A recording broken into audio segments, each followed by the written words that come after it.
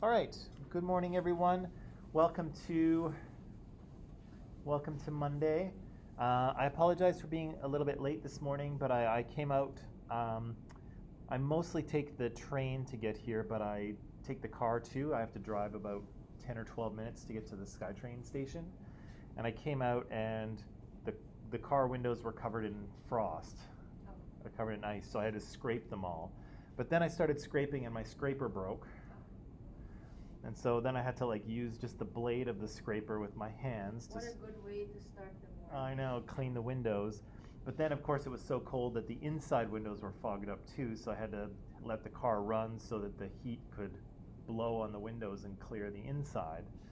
So all of that took a good 10 or 15 minutes, and so yeah, I wasn't prepared for all of the ice and fog and stuff, so that's why I'm late. I apologize.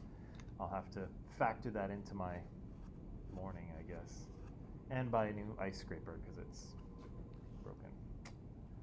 Anyway, how was the weekend? Any Halloween stuff? No, fun. It was fun. It was fun? What'd you do? So I moved out from my host family. Wow. Yeah, now I'm living like 10 minutes from school. Ooh. So yeah, that's good. So you'll never be late again. Never. Hopefully, never. Who knows? Well, hopefully you do. So are you living with people, or are you just on your own? I'm living with a girl from school. Oh, okay. She's not from school, she's from university, but still. Yeah. And we had party. That's it. Of course. Housewarming party. Yeah. Right? And it was fun? Yeah, it was fun. Mm-hmm. Is this your first time living on your own? Actually, yeah. Yeah. That's cool. That's exciting. Yeah. Yeah. Yeah, good for you. Yep, that's really good. Dunya, do you have a good weekend? Not really. It was my cousin's birthday, and Uh-huh. all their friends came over, and I had to babysit them all. Oh, that Oh. Yeah. Oh. Because, That's like the opposite of Edel's party. so yeah, it was okay. I mean, yeah. Although sometimes you have to babysit people when they're over at your house too. But Do you like little That's kids? true. I hate them. Same.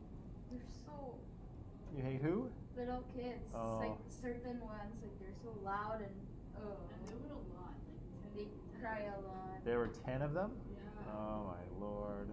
Woke me up early too. Oh, they slept over. So I got the wooden spoon and then You got the wooden spoon and you threatened some people? Oh boy. You're tough. You're tough, Dunya. Okay, and Eunice, anything fun this weekend? Spent the weekend doing laundry and finishing my English essay.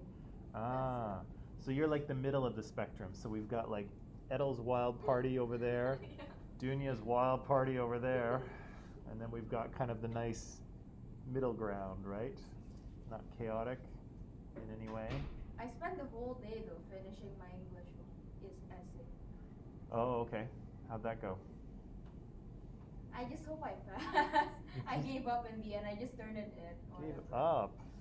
Well, no, I know how that is sometimes. Sometimes you just can't work on it anymore. Yeah. Okay, so let's see. So Unadi's here. Good morning, Unadi, and good morning, Adon. Good morning, Jesse. There you go, and good morning, Alicia. Without any further ado, let's jump in here because again, we're a little bit late, and I apologize for that. That's my fault. So what were we talking about? Oh, yes. So this is Thursday. Yes, Miss. Sorry. At 9:15, I have a meeting with the council. Is that okay? Okay, absolutely. Absolutely. And there's also numeracy tests today. What's up? Well, just for certain people. So I have to. you have one, Dunya? No? Eunice? You probably, if you don't know about it, you probably don't. Yeah. But I think your name's on the board if you have one, right? I didn't see. Okay. Are you okay with, do you know what that test is? Actually no, but I'm okay. Yeah. It's kind of just the government seeing where students in BC, like how they're performing in terms of their numeracy and literacy. So it doesn't count for a grade. Yeah. Doesn't matter. Just do your Do you I think it's 12:30. Yeah, something like that. Yeah. Because you don't like free, right? Something like that, yeah. It's kind of a pain in the butt for you, Yeah, but it's just annoying. it is annoying. But, you know, as I say, you know, do your best, and then Yeah. it doesn't I'm mean not too anything. stressed about it. It doesn't mean anything for you. Yeah. So, okay, I just wanted to check because sometimes students see that they have to do this test and they get nervous and they're like, oh God, I got to do this test, and it's, yeah, don't worry about it. Okay, so for Thursday we were talking about women's suffrage, right? The fact that women were had to kind of fight for the right to vote in the 1800s and all the way into the 1900s, right? So they were originally prohibited from voting. Some constitutions said that, you know, only men could vote. In Canada here, it specifically said that no woman should vote. So it wasn't as if they forgot to mention women. They specifically said no women were allowed to vote. And I just wanted to pay attention to a few aspects of this right to vote because it shows us some things about the sort of nature of oppression, okay, how oppression works and what it's like, okay? So again, notice this, right? We saw the film, and women had to fight for the right to vote, right? And we saw that last week they were probably sending out letters and getting people to sign petitions. They were writing to their government representatives. They were giving speeches in public. They were marching in public with their sashes and their signs. There was a lot of work that women had to do, right? But keep in mind that they couldn't give themselves the right to vote, right? And they couldn't do that because they didn't really hold institutional power, right? They didn't control or really have any representation in the social institution of government, right? And so with no representation, they had no power, right? And so they had to convince men to give them the right to vote, right? So again, in some ways they couldn't really help themselves because they didn't control society's institutions. And that's often the case for anyone in a minoritized group. If you don't really have control or even representation in society's institutions, it's kind of hard to get your change made, right? It's hard to fight for what you want when you don't really have any power. Sorry, you don't have any power within society, right? Yeah, and so men controlled, and for the most part still control, all of these different social institutions, right? From government to media to economics. Education is probably half and half at this point, but police and military, of course, are strongly controlled by men. Although the new Minister of Defense in Canada is a woman. Did you see that? Anita Anand? I think I've heard of it. But Yeah, so the woman the minister who is in charge of the Canadian forces is a woman at this point. So that's cool. Yeah, that is really cool. But again, because men control all of these institutions, and again, this works for any form of oppression, but because they control them, they can kind of infuse their prejudice into society, right? Their way of looking at the world kind of becomes the official way, right? Or the correct way. So let me just show you here. I'm going to jump ahead just a little bit. But the idea here is that men have the power to reinforce their prejudice in society, okay? They're the ones that are able to make what they think actual policy, right? They can make it actually the way things work, right? And again, this is, well, I'll get to that in a second. I'll get to that last point in a second. So oppression has kind of there's four key elements to look at here that I'll show you. And one, the idea that oppression is historical, so it has a historical basis to it. One is that it has an ideological basis to it. The third one is that oppression is an institutional thing. And the fourth one is that oppression is a cultural thing, okay? So oppression is historical. Now, here in Canada, women have been underrepresented in government for basically our entire history, right? So when Canada became a country 100 and let's see, 50, almost 55 years ago, when we became a country, women did not have the right to vote and didn't have the right to run for office, right? And again, as we saw in the video, that did change, right, in the early 1900s, and for some women in the mid 1900s, they also gained the right to run for office. But keep in mind that the government itself is an institution that has been shaped by men, right? Most governments are mostly run by men or have been created by men, right? Our governmental system and the way our country works is based on that of Britain, right? Because we were a colony of Britain before we were a country. And of course, the British governmental system was also created by men, right? So government works in such a way that in some ways privileges men. And so because men have created this thing, right? If you want to think about government as a machine, because men have created this thing, if we elected all women tomorrow morning, okay, so goodbye Justin Trudeau, we're going to get somebody else, probably Chrystia Freeland actually, she's probably the next one in line, but if we elected all women tomorrow, that might be fantastic, but it doesn't change the oppressive nature of the machine, right?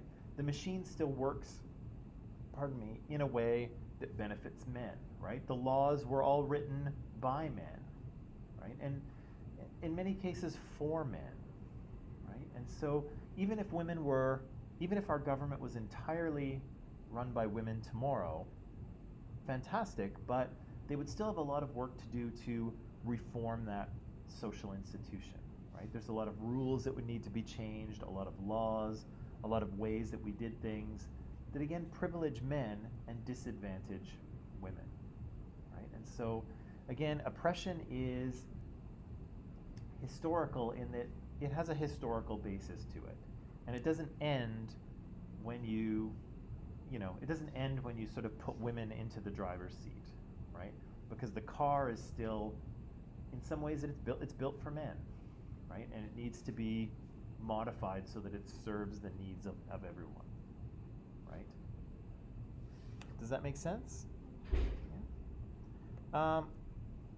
Oppression is ideological, okay? So ideologies, we said, were kind of really big ideas, right? Big ideas about how society works or how the world works. And these ideologies are kind of woven into all the different parts of culture. And so when you're part of that culture, it's very hard not to believe that ideology because it's everywhere, right? Like it's reflected back at you almost everywhere you look.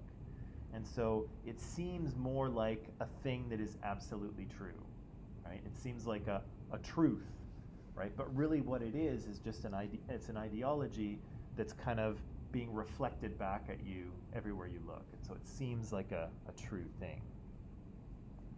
And so, yeah, we have, here in the West, we have ideas about meritocracy, right?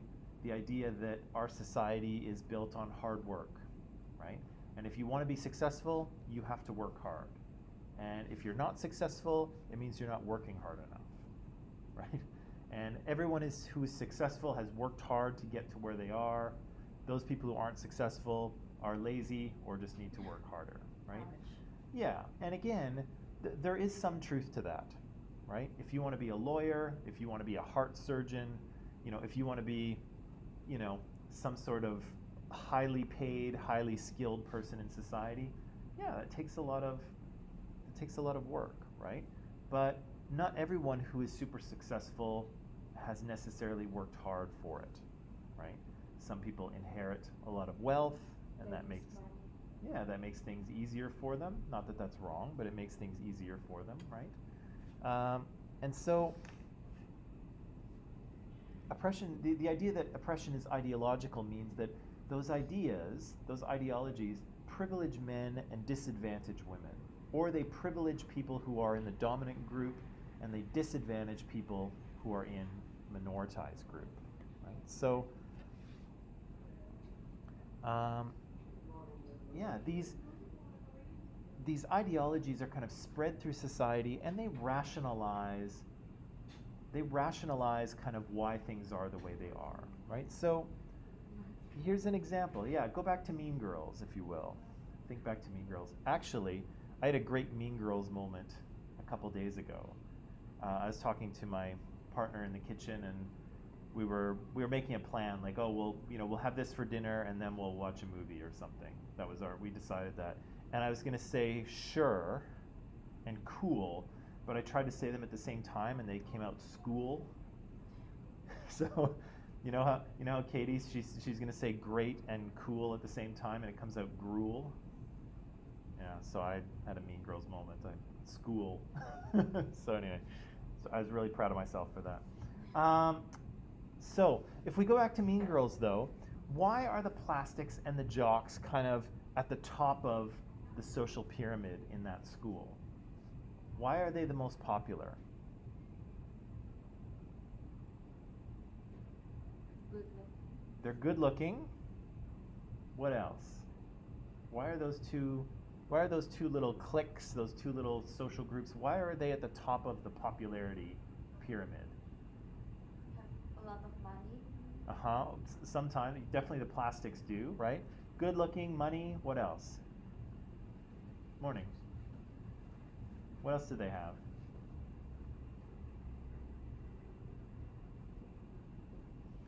They have nothing else? What? Power. Define power. Like, they can get others to do things for them. Yes, but why? Why can they get others to do what they want? You're right. They have money. They are good looking. They're very stylish, right? They wear fashionable clothes. They're very confident for the most part, right? The girls are very confident, as are the guys. So they are at the top of the popularity pyramid here because they exhibit qualities that society holds value for or respects, right? We have a lot of respect for, as a society, not individually, but we have a lot of respect for people who have lots of money, right? People who have lots of money must be very successful or very smart or very hardworking. And so when we see people with lots of money, we're like, oh, they're like, yeah. We give them lots of power. We give them lots of respect, right? People who are good looking, same thing, right? We fawn all over people who are good looking. Oh, so dreamy, right? We love people who are good looking. And we generally assume good things about them, right? People who are good looking, we usually assume that they're nice and smart and, always do the right thing and lead good lives, for the most part. Not always, but we generally assume that, right? People with confidence, people with style, right? We give a lot of respect and power to that as well, right? So the people who are on top of the social pyramid, either in high school or just in society in general, does sometimes tell us a little bit about what society values, right? Think of Jeff Bezos, for instance, or Elon Musk. Seems young people tend to like Elon Musk more. But either way, those two guys, people make a big deal about them, right? We're always talking about them in the news. What are they doing now? What did they say? What did they tweet? What's their next invention? Blah, blah, blah, blah, blah, right? Lots of attention is given to these guys. Now, we give lots of attention to them, again, because they have lots of money and they're very successful. But there are cultures for which that's not really cool, right? If you go back, even nowadays, but let's say if you go back, I don't know, 500 or 600 years in this part of the world, you would see that there are, did I go back far enough? Let's go 1,000 years back. If you go back 1,000 years in this part of the world, there are no white people here, okay? White people have not discovered North America yet. And it's just Indigenous people living here, right? Canada's First Nations people. And in the cultures that lived around this area, they don't really respect wealth at all. They respect someone who, if they have things, they give them away, right? It's your generosity that gets you that status and respect, not the billions of dollars that you have, but how much you give away. And so Indigenous people in this part of the world, the sort of the hereditary chiefs or the sort of leaders of the community, they would often have a big potlatch, they would call it.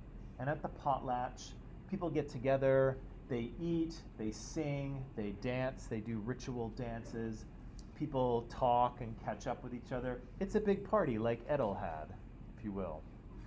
However, at this big party, imagine that it's just like your party, Edel, but at your party, you give away just about everything you can, okay? Everyone who comes to your party gets something, right? Maybe it's a blanket, maybe it's some furniture, maybe it's a microwave, maybe it's a television. I'm modernizing the potlatch here. Maybe it's some new headphones, maybe it's a beautiful sweater. Everyone who comes gets something, right? And so that's kind of what the potlatch is like. And you try and give away basically as much as you possibly can, right, to your party guests. To the point where, and this actually happened, you actually burn some stuff just to show that you don't need it, right? You give away as much as you can, and then you burn some of your other stuff to say, you know what, I'm so good, I care so little for my possessions, I'll just burn them, right? And after that party, Dunya is going to have to give a party, not like the one you went to, Dunya, but like a good one. And Dunya will do the same thing, but she'll actually try to give away more than Edel, okay?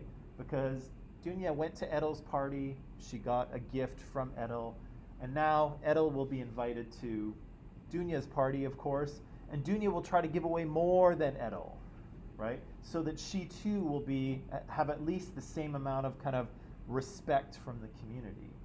And so the sort of big chiefs are constantly trying to outdo each other and give away more, right? Who can give away more? Who can have a bigger party and, generously give as much as they can, right? Their cultures value sharing, right? Someone like Elon Musk or Jeff Bezos, who has like billions and billions of dollars, nobody's got time for him, right? Because he hoards, right? He doesn't share. And for their culture, it's sharing that is valued, right? For our culture, it's the having, right? We look at Bezos or we look at Musk and we say, wow, I wonder what it would be like if I had, even millions of dollars, never mind billions, right? What kind of lifestyle would I have if I had even a sliver of their money, right? That's kind of how our culture looks at it. But other cultures, like Indigenous people, look at it totally different, right? And those guys, nobody would talk to those guys, right? Because again, they don't share, right? And sharing is an important part of Indigenous culture. Here in the West, here in European culture, not so much, right? Yeah, you share with your family, right, to a degree, but, and maybe you give to charity a little bit if you're a good person or if you want to be seen as a good person, but that's kind of it, right? And so the fact that the plastics and the jocks are on top of the high school tells us what our society values. And it's also very interesting that nobody questions it, right? At the high school, everybody knows how it works, right? Everybody knows who the queen bee is. They all know it's Regina. Everyone knows who the cool kids are and who the cool kids are not, except Katie, kind of. And they all kind of go along with it, right? People kind of allow Regina to act the way she does, right? Because everybody just goes along with the way things are, right? Or the way things are supposed to be. And again, we kind of don't realize that, we're giving these the school is giving those girls a lot of power simply because they have things that society values, right? They're not doing anything for anyone, right? Those plastic girls, they're not doing anything for the school in general. Mostly what they're doing is destructive, right? They're spreading gossip around and kind of being mean to people sometimes and, strutting around in their fancy clothes. They're not really doing anything for the school, but everyone looks up to them as if they're like, oh, she's teen royalty, right? Everyone is talking about her and saying, oh, I heard she does car commercials in Japan, right? And they are kind of creating this mystique around her. But it's really only based on what society values, right? They're not really doing anything tangible for the school, right? And so in the same way, these social institutions help to spread ideas about how things should be, and people tend not to question them, right? And again, why do we respect someone like Jeff Bezos or Elon Musk? What has he done for me? Well, I guess Jeff Bezos has created Amazon, so I can have stuff ordered to my door, which is kind of nice. But Elon Musk hasn't really done anything for me, right? But yet he's put on this pedestal, right?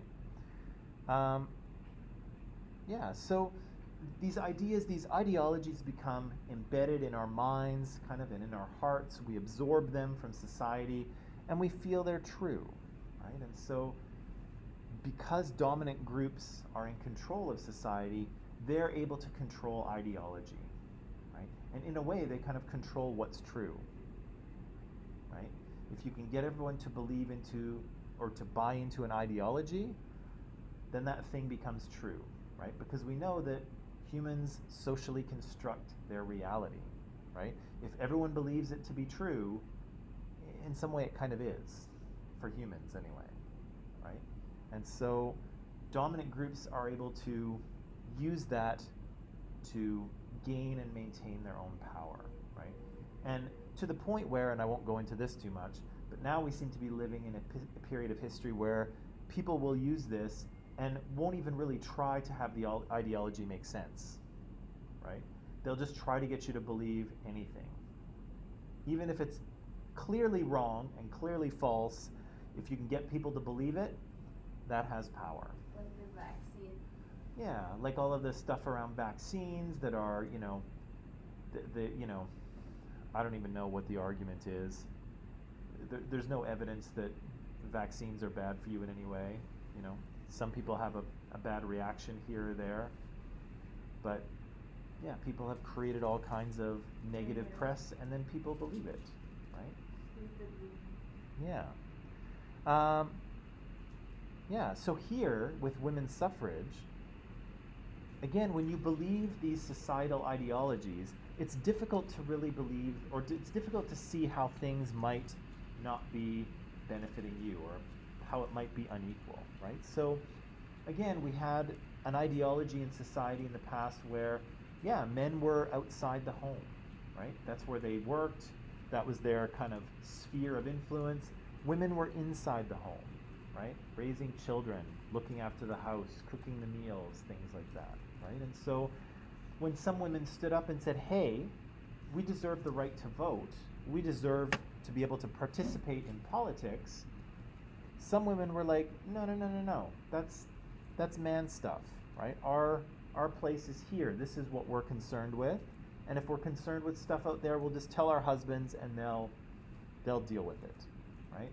We don't need to get involved in that. We're too busy anyway, right? So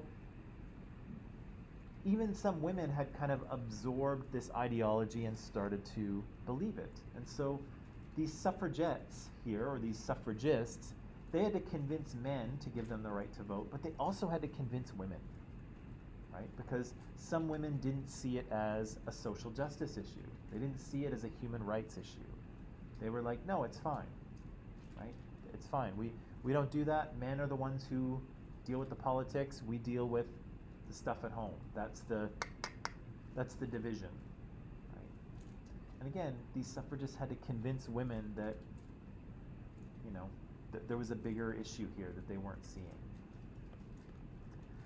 Oppression is institutional, right? So again, social institutions are kind of controlled by the dominant group, and they work in such a way that benefits the dominant group, right? So all of these social institutions here, the military, the medicine, media, criminal justice, finance, industry, all of these things are controlled by men and work to privilege men. So when the idea of women voting came up, a bunch of institutions kind of sprung into action and attempted to keep this from happening, right? So you had male doctors, for instance, claiming that, well, women actually were too frail, right? Too frail, too soft, good morning, too frail, too soft, too emotionally, oh, I don't know, what's the word I'm looking for? Too emotionally reactive, too illogical to participate in the world of politics. It would simply be too much for them. And we can't have, a debate in legislature and have women fainting all over the place, right? That would never, that wouldn't be good for anyone, right? Of course, we know that's ridiculous, but some doctors were arguing that, right? That women weren't kind of physically strong enough to participate in politics. They were too frail, right? Psychiatrists said the same thing, right? Some psychiatrists said that women didn't have the capacity for rational thought. Women were irrational creatures. They were too emotional, right? They would just make decisions with their emotions, right? So we can't give them the right to vote because, yeah, they'll make a bunch of illogical decisions. Horrible, right? Of course, ridiculous. It's not that way, but that's what psychiatrists were saying, right? Members of the clergy, member of the church was saying no.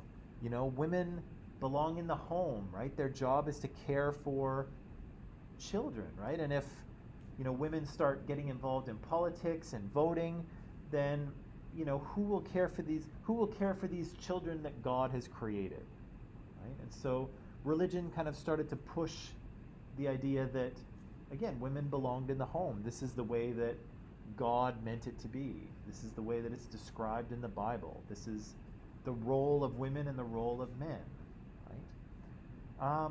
There were journalists. There was the media who were writing articles criticizing these women, right? Saying that, they were troublemakers, or they were bad mothers, or they were, why were they interested in this? They're clearly not cut out for politics, blah, blah, blah, blah, blah, right? Lots of journalists writing about this.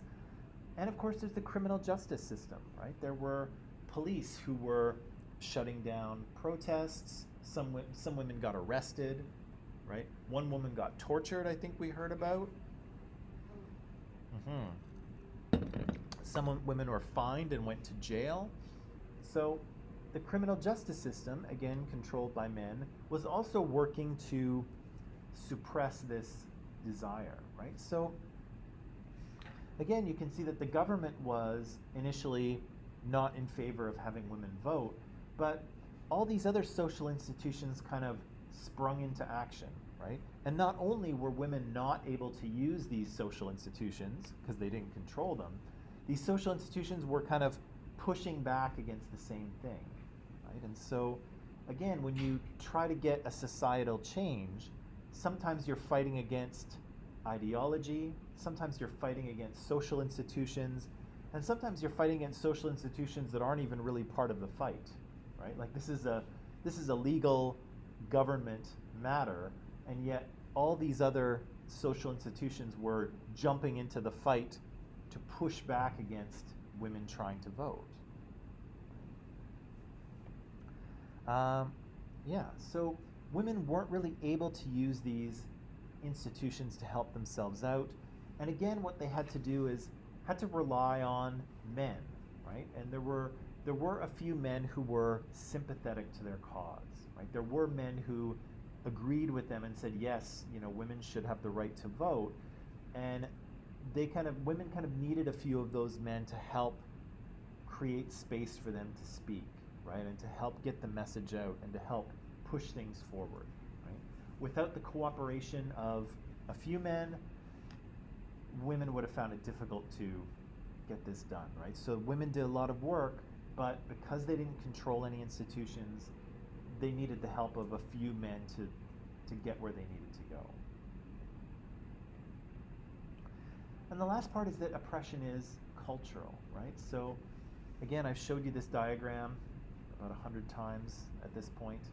But again, you can see that, you know, a lot of these ideas that have to do with women voting are a part of culture, right? There are gender roles within a culture about men and women, right? What are men like? What are women like, right? What is the job and the role of men in society? What is the job and the role of women in society, right? Every culture has these, and so if you're going to kind of make a change like these women did, you're also pushing against culture, right? Because culture is going to tell you, no, you know, women belong in the home. We need women in the home. You know, this is the traditional place for women. Who will raise the children? You know, who will take care of, you know, the cleaning and the cooking? Certainly men won't, because that's not part of their gender role, right? Cooking and cleaning was not part of their role in society. So again, these women are pushing against history. They're also pushing against these social institutions that are fighting against them. They're pushing back against ideology, and they're pushing back against cultural norms, right? Gender norms. So it's not just, you know, it's a little change in the law, right? It's a slight rewriting of the law to allow women to vote rather than men. But you're pushing back against a lot of weight here, right? There's a lot of stuff standing in your way. Whether it's history, whether it's ideology, whether it's culture, whether it's the operation of social institutions, all of these things, good morning, are pushing back against you. So, don't only think about you know, the sort of roles about, you know, how the family works and what women's role is and what men's role is, but think about the world of politics themselves, right? We're so used to seeing male politicians that female politicians have to struggle a little bit because they have to somehow fit into male norms, right? So think about this. So if you think way, way back, you guys may not have been paying attention to this, but maybe you know about it because it's a few years ago now and you're all quite young. If you remember, or if you saw when Donald Trump was going to get elected the first time. Oh. Well, the only time. When Donald Trump was elected, he was running against who? Hillary Clinton? Yeah, he was running against Hillary Clinton, right? So there was kind of a long campaign up to the presidential vote. And of course, when the election was held, of course, Donald Trump won enough electoral votes to become president, right? And Hillary did not. And one of the things there was a lot of things going on, like when people kind of analyzed the election after the fact and talked about why it went the way it did. I never thought they would elect Donald Trump, but I was wrong. When people were looking at the election after, one of the things that they said about Hillary was that voters found it difficult to connect with her, right? They found it difficult to kind of figure out who she was, right? And lots of politicians, like you want to feel that they're competent, but you also want to feel like they're real people, right? People almost want to say, like, could I go for a beer with this person? Or could I go have a coffee with this person and it would be okay? You know what I mean? They're like fighting for the election, but at the same time they're also normal people. Yeah. That's equally. Yeah, and you have to be able to be both, right? You have to be able to have people see you as a leader, a competent leader of, in this case, the country, but they also want to feel like you're a normal person, right? So again, could they go out for coffee with you and it would be, you know, it'd be okay. You'd have a good time, right? And people kind of struggled to feel comfortable with Hillary. People trying to kind of struggle to figure out who she was, or if they, that coffee test. Like, if I went out with Hillary, would it be awkward? Like, would she be able to like have a normal conversation like a normal person? Or, and I think part of this came from sexism in a way, right? Because if you think of the President of the United States, whether you're thinking about the current one or a past one, or even, the President of the United States in a movie that you may have seen, because sometimes the president is a character, it's always a man, is it not? Yeah. Yeah? Is there any movie where the President of the United States is a woman? Not that I know. Breaking that, sorry. Prison Break. Prison Break? Prison Break is a series. Yep. Yeah. They have a female president in that? Okay. That's probably, what's that? Who's evil? Oh, but that one's in New Zealand or Australia, isn't it? No, Brunei. Prison Break's in, oh, okay. I'm thinking of something else. Okay, so, but almost none, right? The President of the United States is always a man, right? Yes. So when we see someone like Donald Trump, now Donald Trump has his own thing going on, right? Whether you love it or hate it, but he's a man, right? So I'm going to make a callback here. I'm going to make a callback to the resume study, right? So remember with the resume study, those University of Chicago researchers sent out, they sent out resumes to job ads. Some of the names on the resumes had kind of stereotypically white-sounding names. Others had stereotypically black-sounding names. And we said that the white people got more callbacks because the resumes with the black-sounding names were seen through the stereotypes of black Americans, right? So the white people their resumes got to be seen objectively, right? Because there were really no stereotypes associated with the dominant group. But with the minoritized group, people saw them through what they thought they knew about black Americans, right? And here, the exact same thing is happening, right? We know, quotes, where's quotes? We know that the President of the United States is usually a man, and so when we look at Donald Trump, his gender doesn't really figure into it, right? He is the gender he's supposed to be. And so we just kind of see him as he is, right? Again, for better or for worse. But Hillary's different, right? Hillary is a woman, and so she's not who we expect. And so when we think about her as the president, we see her through the lens of a woman, right? What we know about women. And so for Hillary had a difficult task, right? Because she had to be masculine enough to be President of the United States, right? Because I think the President of the United States, what should they be? They should be strong, decisive, right? Clear-headed. They should be tough, right? They shouldn't bow, under pressure, right? If Kim Jong-un from North Korea is threatening us with his nuclear missiles, or threatening them with nuclear missiles, he shouldn't say, "Oh no, don't shoot me, Kim Jong, I'll be." No, right? We want someone who will stand up to bullies, right? So a lot of those ideas about what we want the president to be are kind of masculine norms, right? So just by being a man, Donald Trump kind of gets a pass on all those things, but Hillary has to prove them to people, right? She has to prove that she is masculine enough, right? She's clear-headed and determined and strong, and she's not going to back down when somebody threatens you with nuclear missiles, right? She has to show that. And again, a lot of those are masculine traits. But even if she is like that, and I think she probably is, but even if she is like that, she still has to be a woman, right? Because she is a woman, and people need to kind of be able to see her as that, right? And what does society kind of say about women, right? Well, they're warm, right?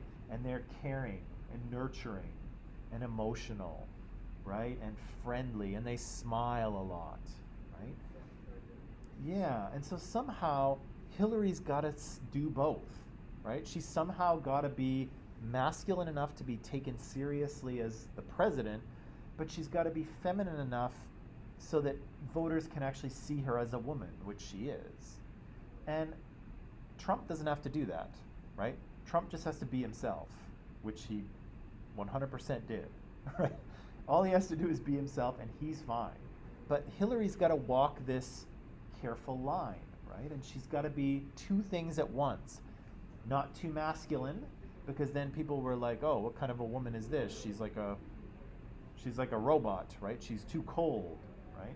But she can't be too warm and too nurturing. She can't be too womanly, because then people will say, "Oh, she's too soft, right? She'll never be able to stand up to, the bullies of America."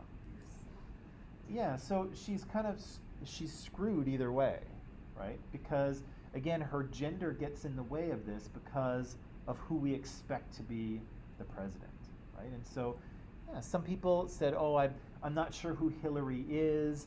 I'm having trouble kind of getting a sense of her or connecting with her." And I think part of that is because she's trying to be two different people, right? The job requires her to be two different ways, right? And so I think sometimes she appeared a little bit too one way, a little too far the other, and people were like, "Oh, who is this woman?" But really, this woman is just trying to, fulfill the expectations of the office, which are privileged as male, while she's a woman. Right? She's trying to be two things at once, and it's not fair to her. But because people expect a president to be a certain way, she kind of suffered for it, right? And she had a much more difficult time campaigning than Trump did, because all Trump had to do was be himself. All any male candidate has to do is be themselves, but a female candidate has to be two things at the same time. And sometimes they're kind of in contradiction to each other, right? And how do you be both, right? How do you be masculine enough to be president, but feminine enough to be accepted as a woman, right? And yeah, Hillary, I think, didn't always get the balance right. And so, yeah, Harry says here, yeah, female politicians end up politicking harder than their male counterparts. Well, they certainly have to be more conscious about how people will interpret what they say and do, right? Male politicians have to worry less. Okay, I feel like people's attention is wandering. Do you want to take a little break? Yeah, let's take a break. Okay, take a break and we'll come back in 10 minutes. I have something for you to read, and we will, we're going to sort of bring the sexism thing to a close probably tomorrow, and then we'll move on to racism, okay? Okay, let's take a break.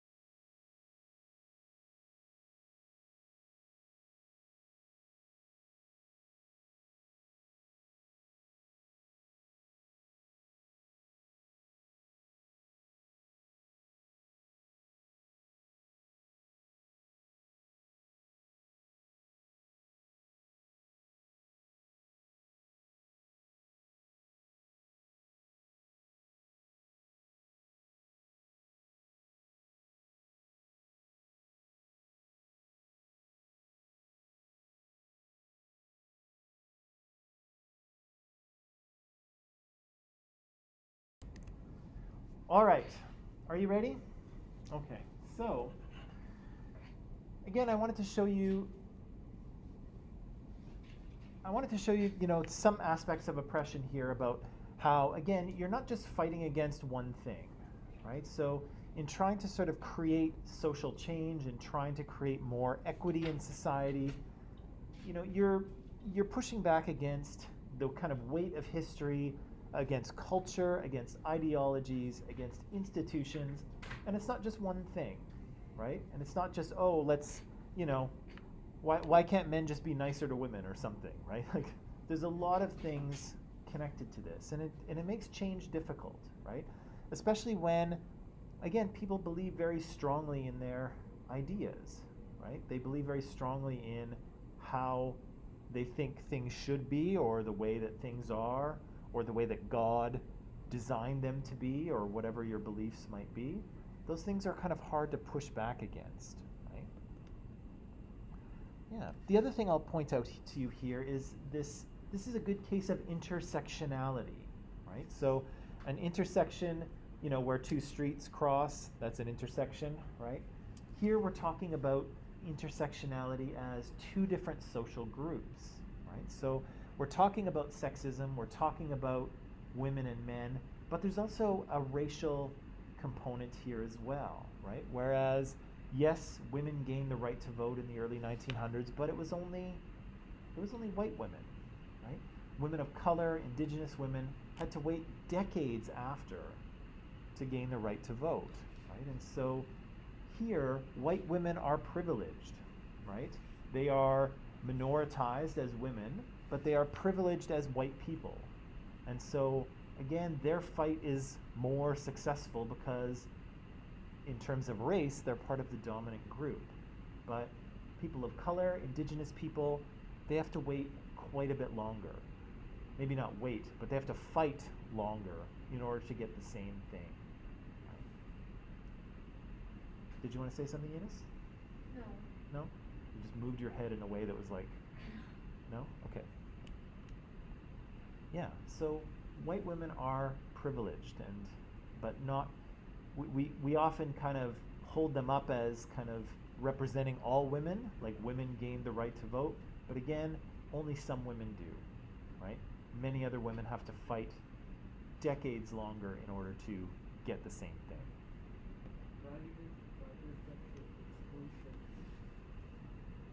Why does it say what? Oh. What did I say? Yeah, their race was made neutral and natural to the exclusion and yeah, so basically what that's saying is that the actual story is not women gained the right to vote. The actual story is white women gained the right to vote and others did not. But of course, we kind of remove the white part and just say women, right? And we kind of tell the story as if it was all women who got that right. But again, not true, right?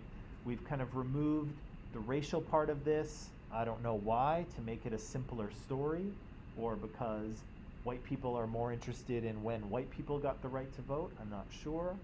But again, that important piece of the story is removed, right? Because again, not all women were allowed to vote at the same time. Oh yeah, that's okay. That's okay. You can always ask. Always. So that's 100 years ago, right? Women in Canada and in the United States, they first gained the right to vote in around First World War, so it's around 1916 or 17, give or take. So it's been a full 100 years, more than that actually. But when we look at sort of participation of women in government today, it doesn't really look that great, right?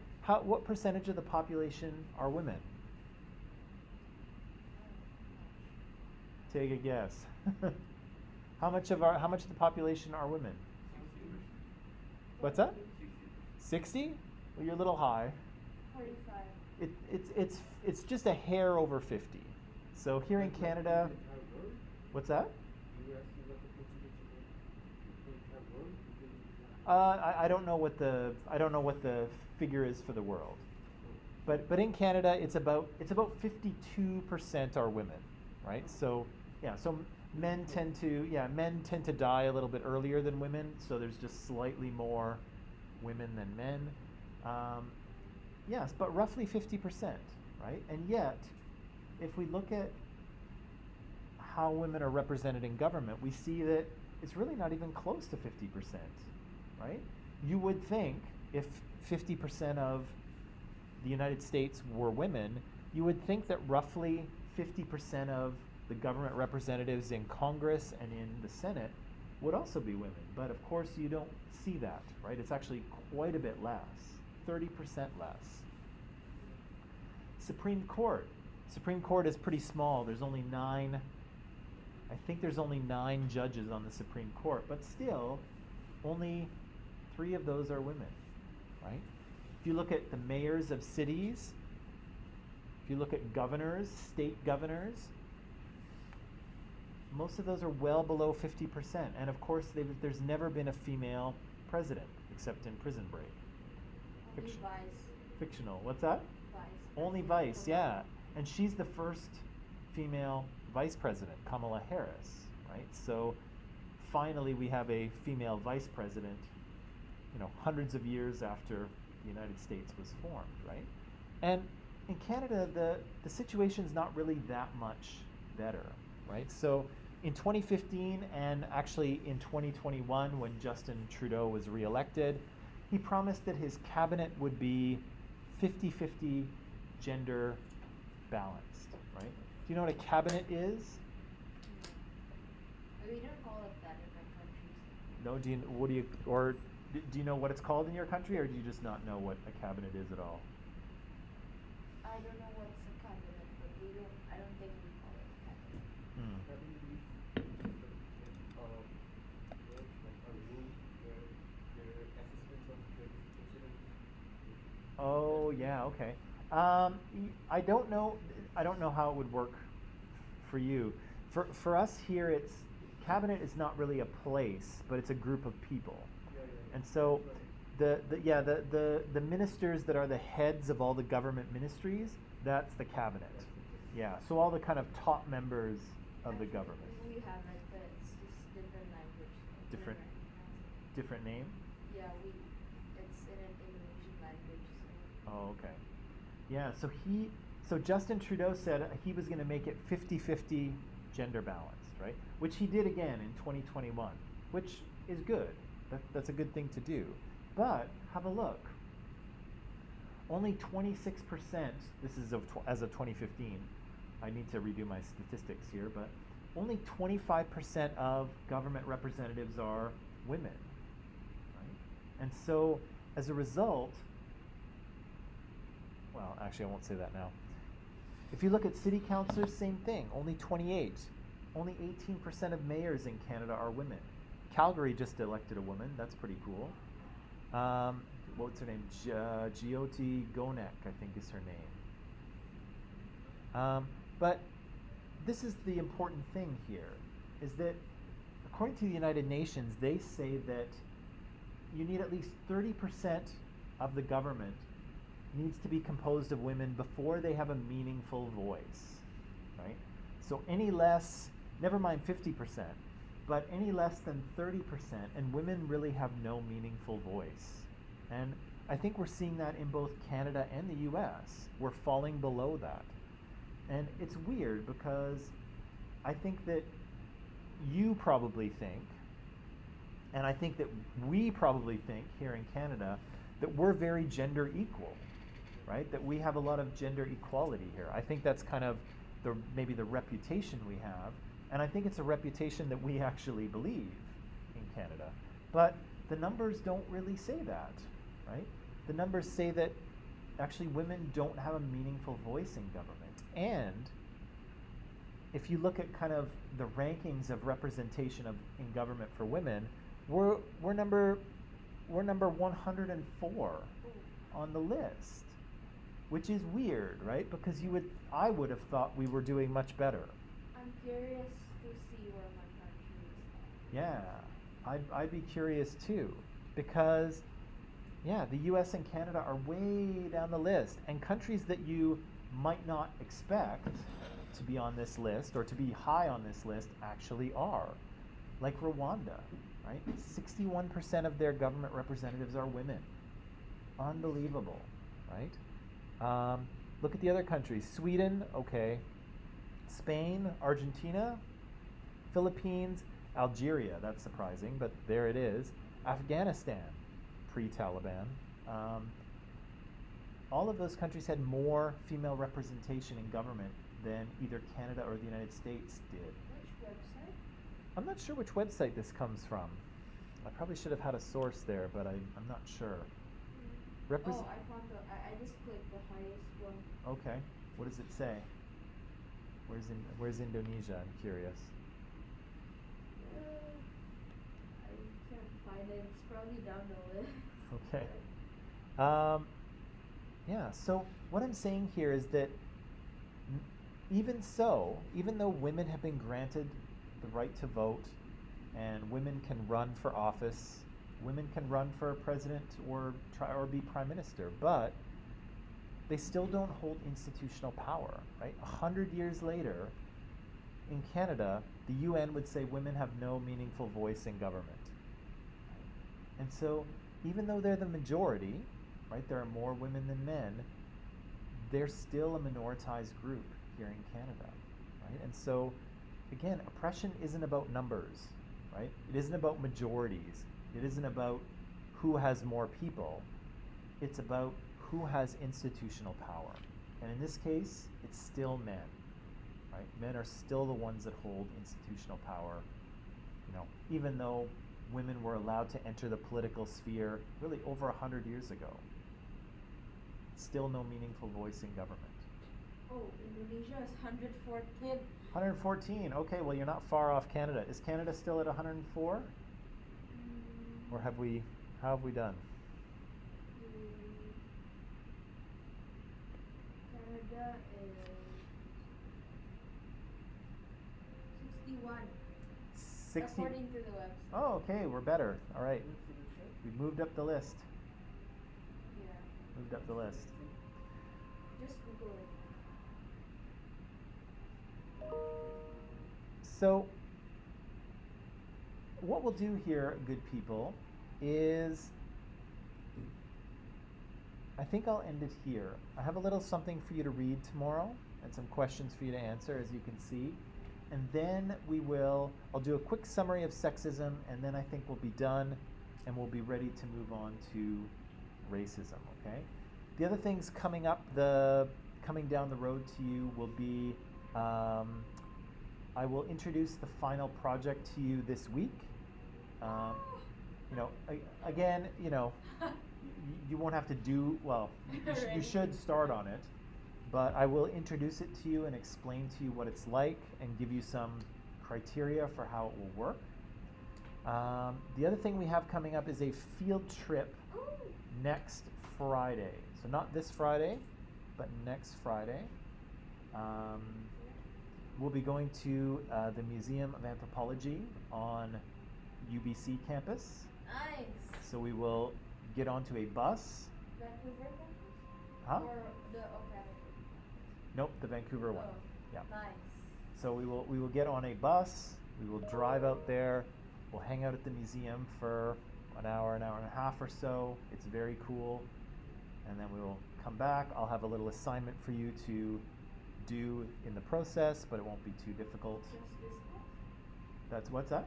Just this class. Well, what we'll do is I'll have to work it out with maybe some of your other teachers, and we'll talk about that.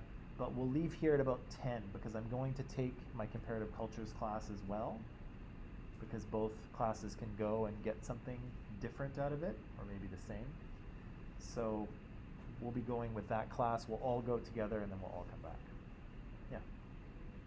So, yeah, I think it's going to be great. We'll get out of the room, right? Yeah. So, yeah, I'll talk about that a little bit later this week. I will introduce the final project to you later this week. And of course, we'll start racism. If not tomorrow, then definitely on Wednesday. Okay? Okay, so that is it. Again, I apologize for being late this morning. I'll have to get up earlier so I can scrape the ice off the car. Something to what? Yeah, but we'll do that tomorrow. Yeah, we'll do that tomorrow. Okay, that is all, my friends. You can pack it up, and I'll see you tomorrow, okay? Thank you. You're welcome. All right, bye.